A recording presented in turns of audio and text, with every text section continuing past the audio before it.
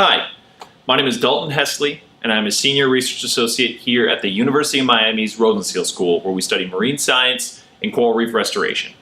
I first came to the university for my master's studies, where I looked at coral ecosystems and how they're connected to human resources.